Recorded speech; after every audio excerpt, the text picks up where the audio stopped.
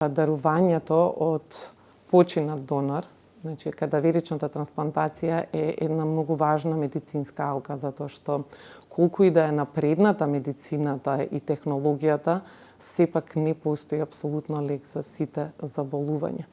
И што е многу важно, понекогаш за овие луѓе новиот орган е единствениот спас, меѓутоа мораме да се запрашаме и да помислиме кога нема доволно донори од починат донор или од кадавер, што се случува во однос на оние што се живи дарители.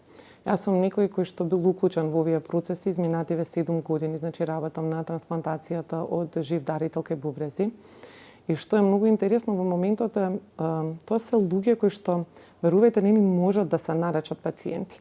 Тоа се луѓе кои што од алтруистична причина доаѓаат во болница да подлегнат на една сериозна хируршка интервенција, меѓутоа само по штета на самите себе си. И што не смееме никогаш да заборавиме дека во медицината не постои 100% успех. А ние овдека мораме да дадеме се од себе за тоа да биде така, затоа што пак ќе напоменам, ова се сепак специфична категорија на пациенти, на луѓе кои што доаѓаат да даруваат орган.